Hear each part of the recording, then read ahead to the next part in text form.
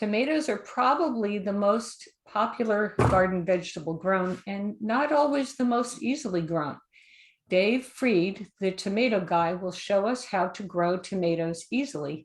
Many of us are located in cooler coastal climate and will need to be aware of this, but there's no reason why we can't grow tomatoes to their full potential. According to Dave, if you don't have a green thumb, he'll give us one. Dave acquired the name the Tomato Guy because he's passionate about growing tomatoes and helping people to do that. He's retired, lives in Southern California, but he has assured me that he will be able to share techniques that will work even in our climate. If you have questions, please type them into the chat and we'll save some time at the end of the presentation for him to answer them. Remember to please keep yourself muted and your video off during the presentation to avoid any distractions. Thank you so much. And now let us welcome Dave. Thanks. I'm certainly honored to speak with you guys, Los Ojos, and I'm Dave the Tomato Guy. I've been growing tomatoes really all my life, gardens and stuff like that, but since I retired, I have just a lot more time to spend on tomatoes, and I enjoy the tomatoes. I like the tomatoes because they're one of the tougher fruits to grow in the garden. They seem to be a little bit more sensitive, and if I could get a good tomato in the supermarket, I wouldn't spend much time growing them at home. But as everybody knows, it's pretty difficult to do.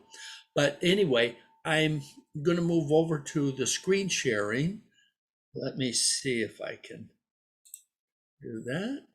We'll move over here. And we're going to have a little bit of a nice slideshow. We're going to kind of go through it rather quickly though, because we don't have a great deal of time, and we want to be able to take some time for questions. Well, for the most part, we're going to do the questions at the end. What you're looking at here is this is in my backyard, and these are 3 tomato plants you're looking at there. 2 Better Boy, 1 Big Beef, and each one of those plants has over 100 pounds of tomatoes. So I tell people, if I can do it, you can do it, because I'm going to show you, I'm going to tell you exactly what I do. As I said, I don't do this for money. I'm retired. I do it for fun. I enjoy it. I talk and give tomato presentations to a lot of garden clubs every year. Last year and the year before certainly was more Zoom. This year we're doing more and more on the in-person, and I think everybody enjoys the in-person more. Wish I could be up there with you, but you guys aren't just right around the corner. But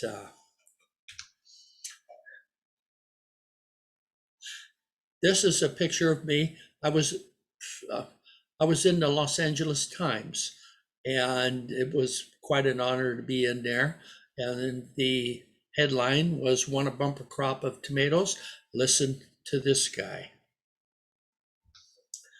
My website, everybody, if you have a chance, write it down, www.growtomatoeseasily.com. That in about 4 years, between the website and the blog site, I just started the website within the past year. I don't know how many of you have had a chance to take a look at it, but way over 100,000 visits to these sites, and they're pretty popular, and it's because you're going to get some good information, and that information actually works. What we're going to be talking about tonight, and what you're going to find on the website, is a little bit about sunshine, soil, proper watering, fertilizers, what varieties to plant, what fertilizers to use, when to plant, what's the best times, how to plant. What about heat tolerant tomatoes, which you're not going to fuss too much about probably with your weather up there.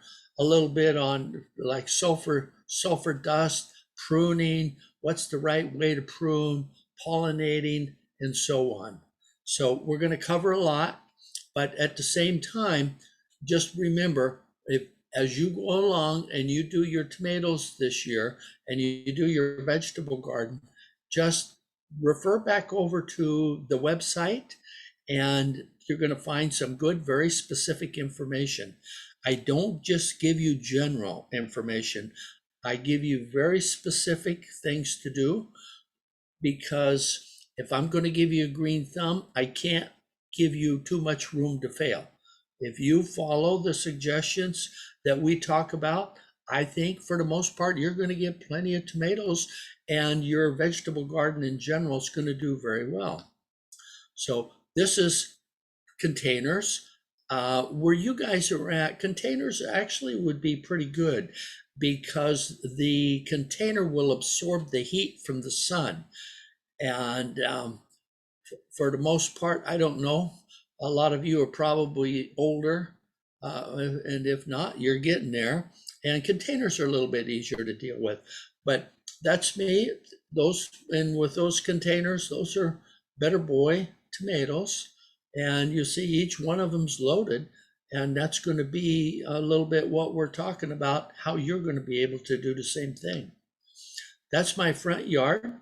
Better Boy on the left, Big Beef on the right. You can see loaded with tomatoes.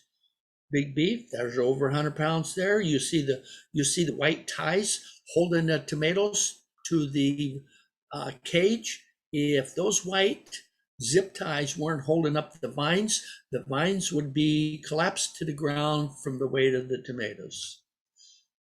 Brandywine, great tomato. This is a celebrity. This is a champion. You're going to find all these on the website, on my website, and you'll find descriptions of each one of these. I suggest that when you get ready to buy your tomatoes or plant your tomatoes, that take a look at this. There's probably 10,000 different kinds of tomatoes, and they don't all produce a lot. So I always suggest that you start with planting those tomatoes that are going to give you a lot of tomatoes. And then after that, go ahead and plant some of your heirlooms or other favorites that you want to try out. That's an early girl. Everybody's heard of an early girl tomato, medium size. That one's in a container. There's probably 200 or 300 tomatoes there. I removed the leaves off of one side so you could see the tomatoes. If you walked around to the other side, you're going to see just as many tomatoes on the other side.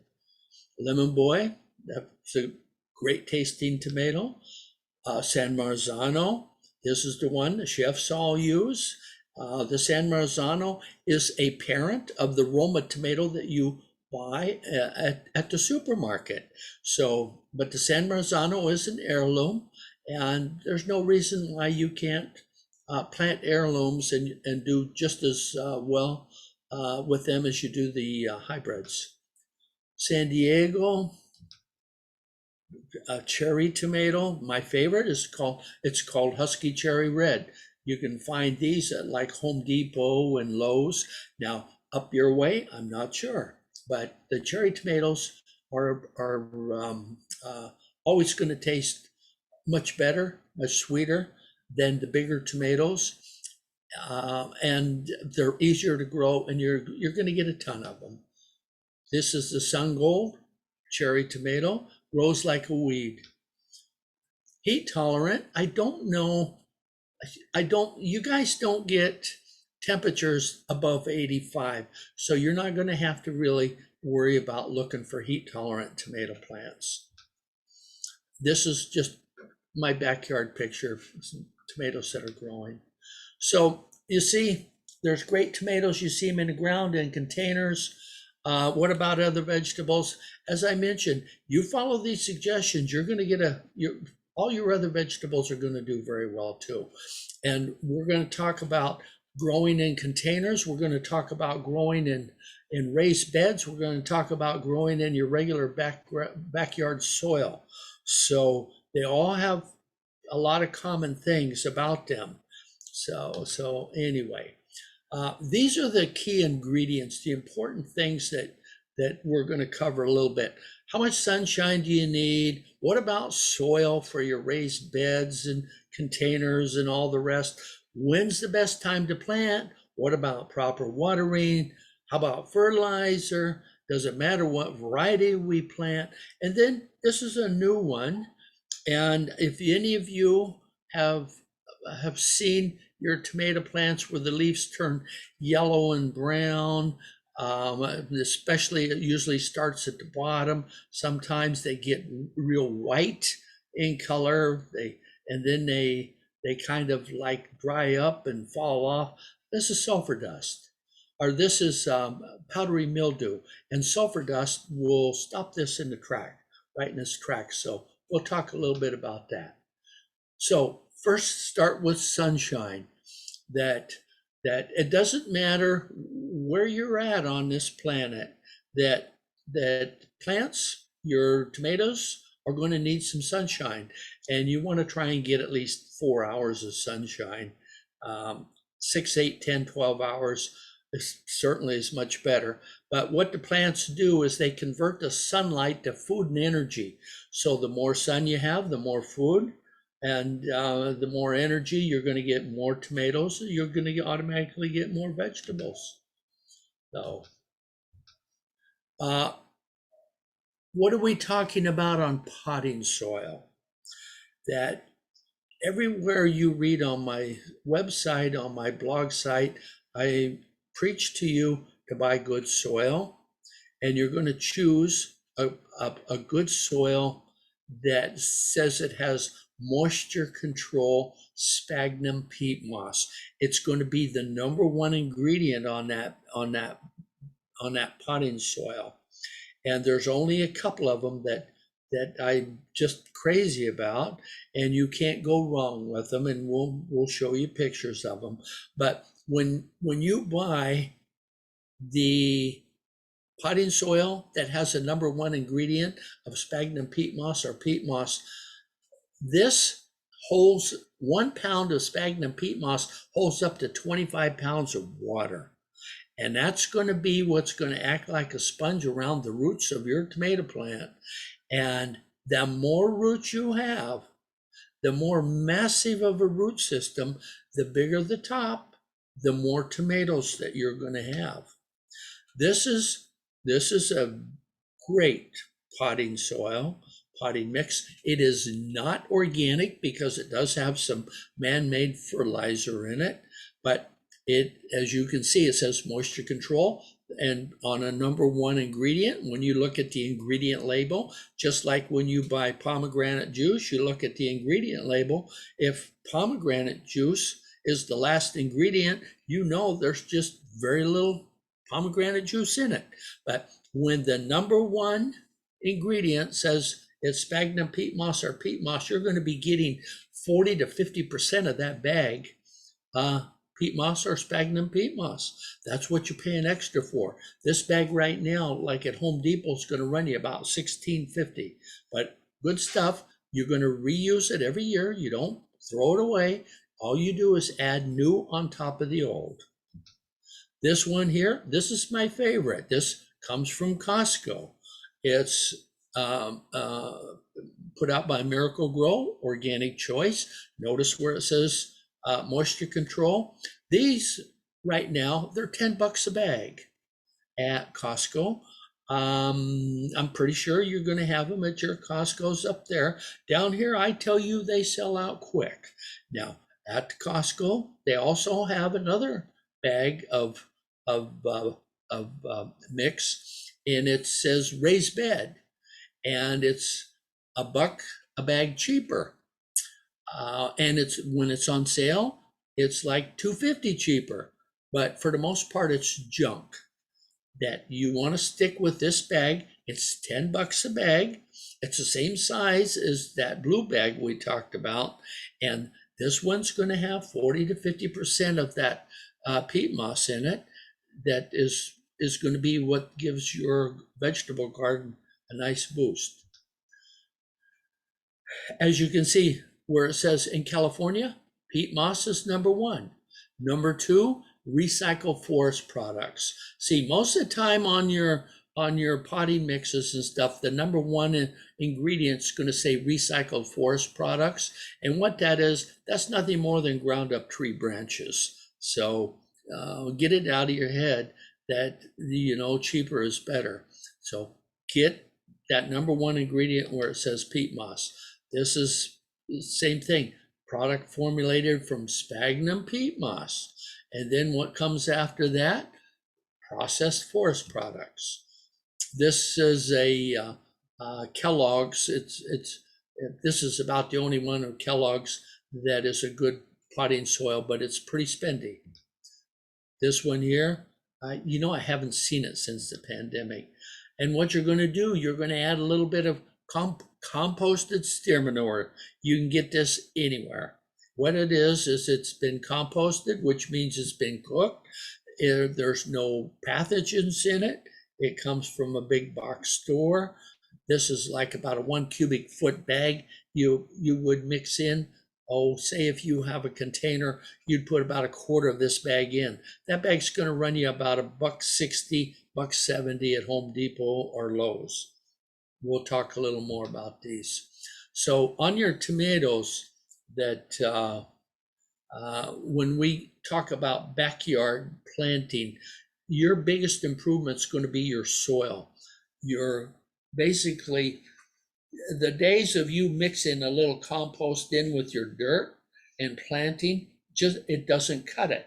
You've already found that out, that every year you mix in a little compost, you plant your plants, it does so. You tell yourself, oh, well, just another bad year for vegetables, that maybe next year will be better.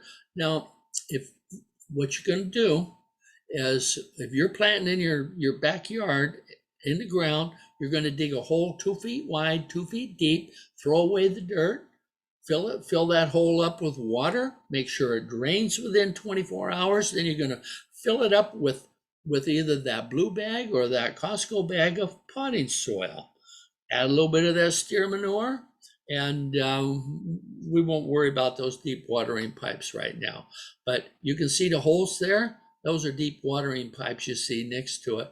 But you fill a hole up with water, then you fill those holes up with the great potting mix, put some composted steer manure on top, and you're going to plant one tomato plant in every one of those holes. You'll have dynamite tomatoes. If you want, you can take a big container, at least a 20-gallon size. 25-gallon is better. You can cut a little bit more out of the bottom, and you notice the invasive roots coming in. When you dig your hole, put that container in and fill it up with that potting mix and a little bit of that steer manure, one tomato plant, you'll have a dynamite tomato plant. Raised beds. Now, on your raised beds, a great way to go, especially when you get into doing beets and carrots and all types of your garden. Use that good potting mix. Either the blue bag from Home Depot and Lowe's or the other one from Costco. That all of your vegetables are going to be needing a moist root system, and that's going to be what puts you over the top of having a good garden. So for tomatoes, if you can get a raised bed that's close to, say, 1.5 feet deep, up on the sides, go ahead and fill the first 8-10 inches with cheap potting soil or compost if you want, but on top put that great potting mix from Costco in there, or the blue bag from Home Depot. And then every year, you're not going to throw any of it away. You're just going to see this stuff is going to rot. It's going to decompose. It's going to sink down 3-4 inches. The following season, you're going to open up another bag and you're going to pour it on top. And then you're going to plant another garden and you're going to have another great tomato plant or another great garden. So it's as simple as that. In containers, you're going to use a minimum 20 gallon. 25 gallon is better. Remember that picture I showed you in the very beginning where I was standing next to those Better Boys in those containers? Those were 25 gallon. That you're going to, in your container, you're going to use that great potting mix, a little bit of the steer manure, and then one tomato plant right in the middle. You can put 5 tomato plants in there if you want, but what you're going to do is you're going to limit the amount of roots.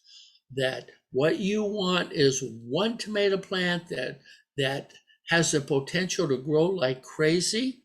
You're going to keep those roots moist because you have great potting mix, and then you're going to get a big top, and with the big top, you're going to be loaded with tomatoes. It's just automatic. That's how you're going to get that green thumb. There's no excuse why you can't get a 6-8 foot tall tomato, and should be taller even up there where you're at. This is my backyard. Those containers, by the way, on the left, those are 45 gallon. So, and those are loaded with great potting mix. And right now, if you were to take a look at them, I got tomato plants, one tomato plant in each one of those guys. And then the containers on the right, those are 25 gallon. So that's just another picture of them. So when's the best planting time? You have to keep this in mind. Where it doesn't matter where you're at, but what you're trying to do is you're going to plant once the cold weather is gone and before the hot weather comes.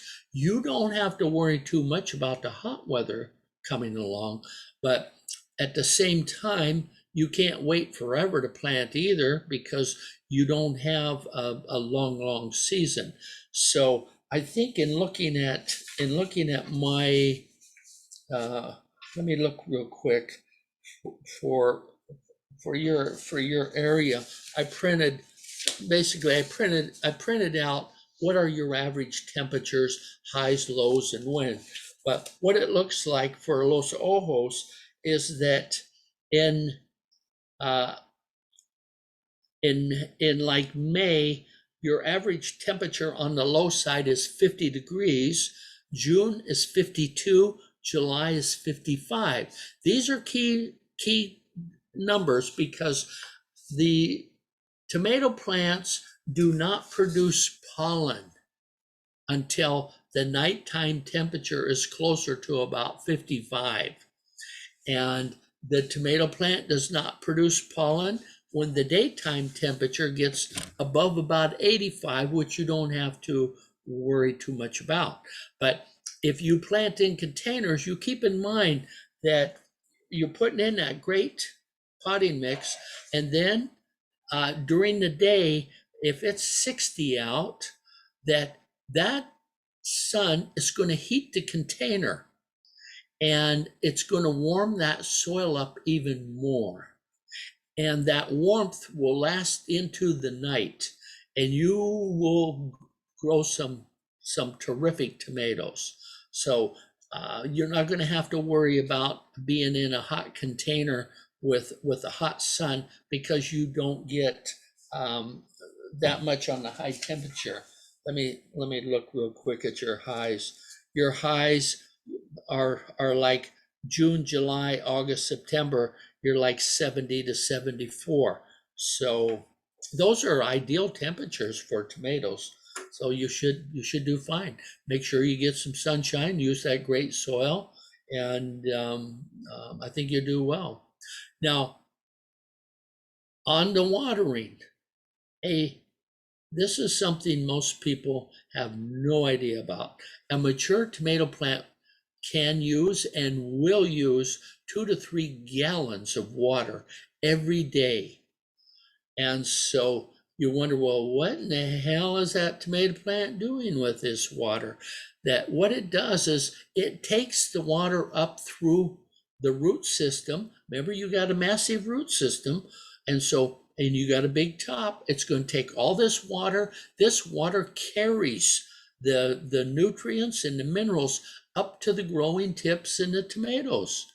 Now, if you've got a little root system, well, you're going to have a little top, and you're not going to have very many tomatoes. So you've got to keep that soil moist. If you use that cheap potting mix, your soil is going to dry out. And when your soil dries out, the roots are going to die. And when the roots are going to die, they're not going to carry that water up to the top. You're going to be known as the bonsai tomato person in your neighborhood. You're going to have little tomatoes, little plants with a few tomatoes on them. So anyway, on the watering, you want to water like you know that tomato plant's going to be using that water. So slow watering around the base of the tomato plant.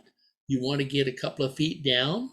Don't worry about those deep water pipes. You can look on the website and see about those containers. When you have that 20-gallon container, you're going to fill that water up until it comes out the bottom of the container. And you want that all the soil in that container to be wet, wet, wet.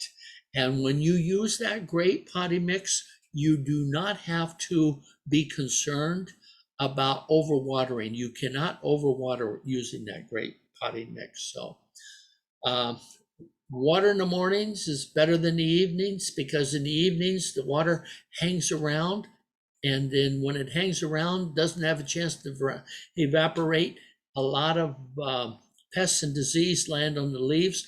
That's where you get your powdery mildew, things like that. So anyway, after that water, 2 or 3 gallons brings all those nutrients up to the top. About probably 85-90% of that water, it just evaporates out through the leaves. More water keeps bringing up more. So that's just a little example on watering. Use a moisture meter. These things, $7-8, you get them online. It's very simple, high tech. You take a look at it, you stick the probe in the soil. It says dry, moist, wet. And so you want to keep it on the moist side. That if it's on the wet side, it's okay, because you can't overwater. But if it's on the dry side, you're going to have some dead roots. So get busy, keep it moist. What fertilizers? You can go on the website and you will see more about the fertilizer, but what to remember now is that your fertilizer, whether organic or regular, use a liquid fertilizer. And when I say a liquid fertilizer, that it's, for example, like some of them, they're like Kool-Aid. You put a tablespoon in a gallon of water and stir it up, ready to go. Others come already liquid. Avoid using the fertilizers that are dry, that tell you to sprinkle around the base of the tomato plant, water it down, and then in a month or 6 weeks, that fertilizer will rot and decompose, and your tomato plant will be able to take it up. Well, hell, after a month or 6 weeks, the season's probably over. So you want to use liquid. Follow the directions on the package. This is not organic. This is the one, tablespoon, gallon of water. This is organic. It comes liquid. I think it's a tablespoon, gallon of water. Follow the directions. If it tells you to use it once a week, use it once a week. And don't be stingy on it. What variety? Remember we talked a little bit about, number one, you're going to pick a variety. It's going to give you a lot of tomatoes. So with your cooler weather, you probably have already found success with a lot of tomatoes. The smaller tomatoes, the cherry type tomatoes, are easier to grow when you have a shorter growing season. But I would try growing a Better Boy, my favorite tomato plant. You'll get, well, I showed you pictures with 100 pounds on one plant. There's no reason why you can't do very well with Better Boy or Big Beef or some of these. Though, then try some heirlooms like the Brandywines, great flavor. Heirloom tomatoes are not going to be as productive as the hybrids, but the hybrids kind of get a bad rap because everybody says, well, that's those tomatoes I buy in a supermarket, hybrids. I don't want any hybrids. Well, there are some great hybrids, and you go on the website and you take a look. Like that Better Boy has a thin skin, and it's going to give you a nice sandwich size slicing type of tomato. And one thing, keep in mind that every heirloom tomato, an heirloom tomato, basically what it is a tomato that's been around for like 50 years. And the seeds of an heirloom tomato plant will replicate the parent. The new tomatoes from the seed will be identical to the parent. Hybrids are when you cross two or more, makes a hybrid. And when you plant hybrid seeds, they do not turn out like the parent. Now, there's gray area in this. So there are some hybrids that do turn out like the parent, but also an heirloom tomato, every heirloom tomato is also a hybrid. You can't think that that little heirloom tomato you planted in your backyard was the first one God put on this planet, because it just didn't happen. So, as far as GMOs, there are no GMOs at present. There are two types of tomatoes. Indeterminate, they grow like vines. Determinates grow like bush. I usually like the vine type better. When you buy your tomato plants, it doesn't matter what size you buy, but get really deep green, healthy, no yellow, no tomatoes on the plant type tomatoes. So don't get something that looks half dead. And when you see volunteers coming up in the yard, or you still have some old tomato plants from last year, maybe hanging in there, just get rid of them. That their day's gone, and they've peaked out. So you want to keep your tomato plants up off the ground, so use a heavy duty cage. You've seen how many tomatoes you're going to get, so get something that's heavy duty. If you can't find something, you send me an email and I'll send you directions how to make your own heavy duty cage. That's a heavy duty cage there, and a self-watering container. You don't need the self-watering container, but you do need at least a 20-gallon one. You ever come down this way, you want to buy a self-watering, we'll fix you up.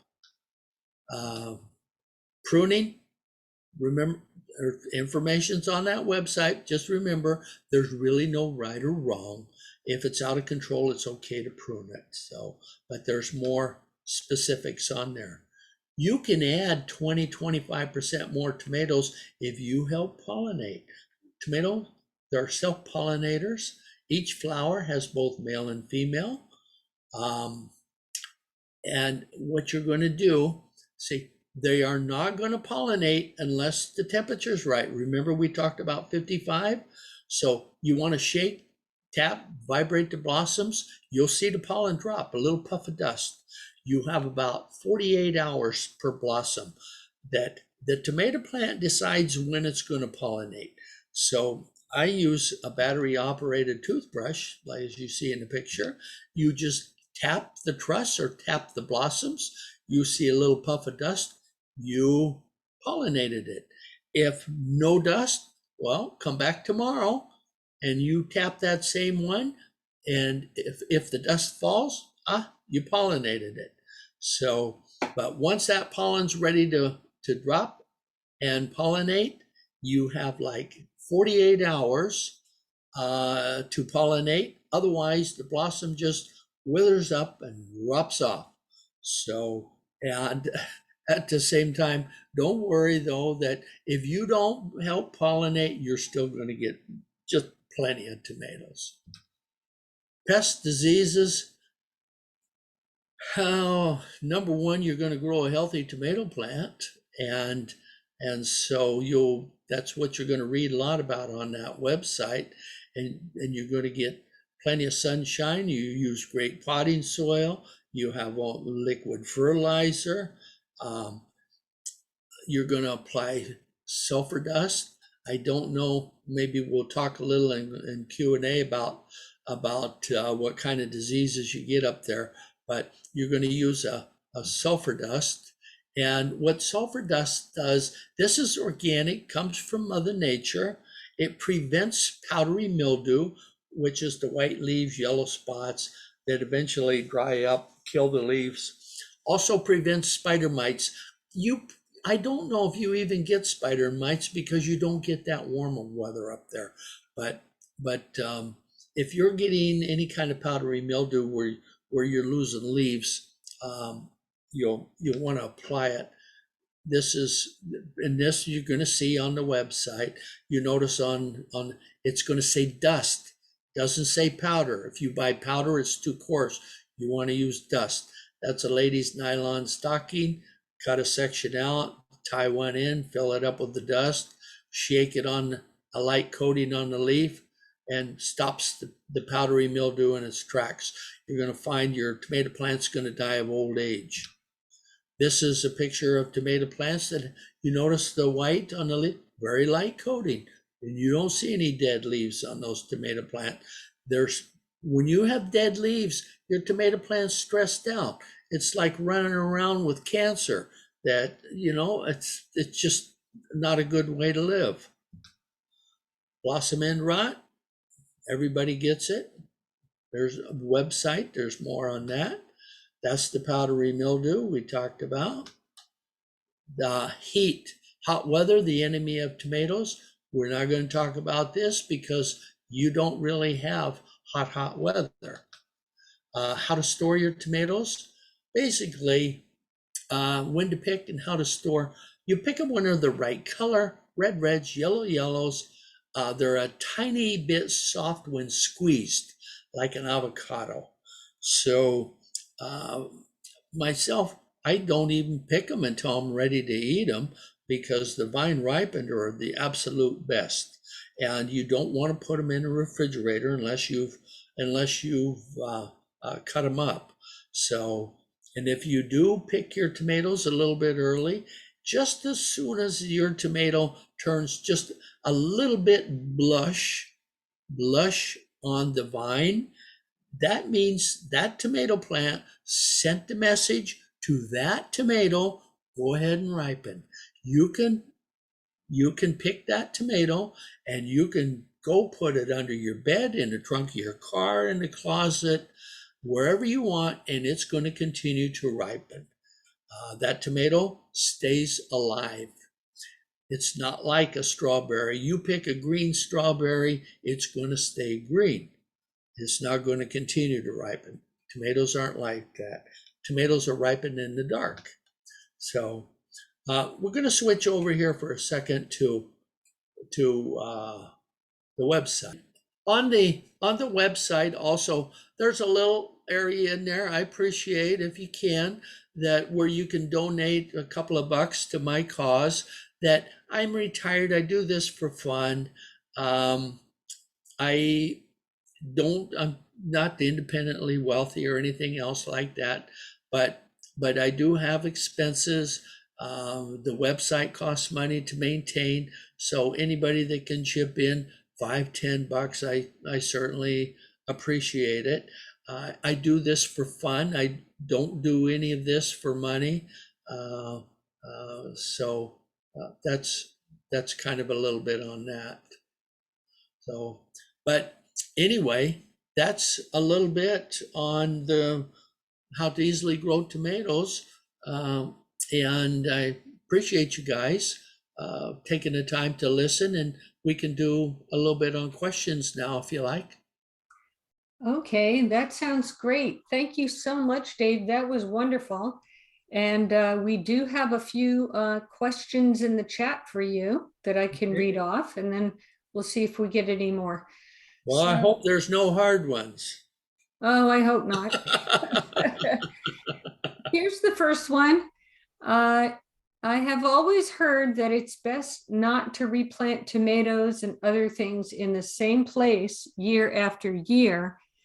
But if it's the only space you have, what do you do? Okay, you notice what I do? I dig that hole and I throw the dirt away, and in that hole I put potting soil, and then I plant one tomato plant. And then when you think that mix is no good anymore, go ahead and dig it out, throw it away, put new potting mix in that same hole. And so rather than try and find another location to plant your garden, all you do is change your soil in that hole. And by the same token, your raised bed, you plant it in the same spot every year. You put new soil on top in your containers. If you think that soil is no good, throw it away, put new soil in. But I don't do any of that, and I don't have any problem. Okay, all right. So I think you did talk a little bit about self-watering pots. What do you think about those? You know, they work great, and I sell a lot of them. And you guys are too far away, and I don't. I'm not really into sending them. But you don't need them. It's what they do is they have a water reservoir at the bottom of the container that holds 3 or 4 gallons of water, and all you have to do is keep the water reservoir full of water, and it automatically gives the tomato plants enough water. But if you use a 20 or 25 gallon container like you saw in the pictures, and you use that great potting mix, you are going to be absolutely successful in growing great tomatoes. And then one day you guys send somebody down here with an order for 10, 20, or 100 of those containers, and take them back up there if you want. But I don't think you really need them. Okay. Here's the next question. My tomato leaves often turn yellow when watering a lot. In one of the last years, my leaves fried in the sun. Ever have this issue? Yes, what that is you're planting in lousy soil. Your soil's no good. If you see, if you're planting in like dirt, you can overwater, and your tomato plant leaves will turn yellow. The plant will get maybe 2 or 3 feet tall, a few tomatoes on it, and it'll just be no good at all. Now, if that's not the cause of the yellow leaves, then what it's going to be is that powdery mildew. And you need to put on a little bit of that sulfur dust we talked about, and it'll stop the powdery mildew in its tracks. But I suspect you have a little bit of both those problems up there. So number one, use great potting mix and keep it moist, keep the roots moist. And then the other thing is use a little bit of that sulfur dust. Okay. Here's the next one. Can diatomaceous earth be sprinkled on the tomatoes to treat or prevent spider mites and other pests? Yes, you can. But for example, spider mites, if you do have spider mites up there, the sulfur dust will prevent the spider mites from coming onto your tomato plants. That it will stop powdery mildew in its tracks. With regards to spider mites, if you have sulfur dust, a light coating, remember that you saw on those leaves, if you have that light coating, you will not get spider mites. But if you wait until you have spider mites, then you decide to put that light coating on, it's probably too late. It's curtains. So you got to get it on first. Okay, here's one question for you. Who eats all those tomatoes that you grow? Well, I give them away. All my neighbors, I every year I put a box or two on their front steps, and so far nobody's returned them. And I give them to my barber, the dry cleaners. So I give away a lot of them. People suggest I should take them to the farmers market and sell them, but I enjoy doing what I'm doing, and I sometimes just picking them and doing that sort of thing becomes a job, and I'm not interested in a job. Okay. So do we have any other questions for Dave here before we let him go? Let's see. Are you a good cook with tomatoes? No, I'm not. You know what I like? I like the fresh tomato. I don't cook any of them. That I love eating fresh tomato. When it comes to cooking in general, before I did this, I was in the restaurant business and I owned and operated restaurants since about 1968 until about 2005. That's all I ever did was work in restaurants, cooking and all that sort of thing. My most recent restaurant was on Figueroa Avenue near University of Southern California in Los Angeles. So, but I sold and retired back in about 2007, 2008, and never looked back. I don't miss the restaurant business. I don't miss a lot of cooking either. That I certainly enjoy eating somebody's cooking. So any of you guys want to invite me over for dinner, I just might show up. Somebody asked, where do you buy your tomato plants? I buy them everywhere. All the things that I do come from big box stores. And the reason being is because if I were to narrow it down and say this is the one nursery that you can need to go to buy your stuff, people are going to say, well, that's maybe fine for you, but it's too far for me. So everything I do involves big box stores. For example, Home Depot, Lowe's, Walmart, your local nursery.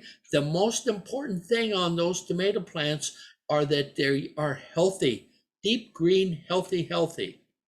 Yes.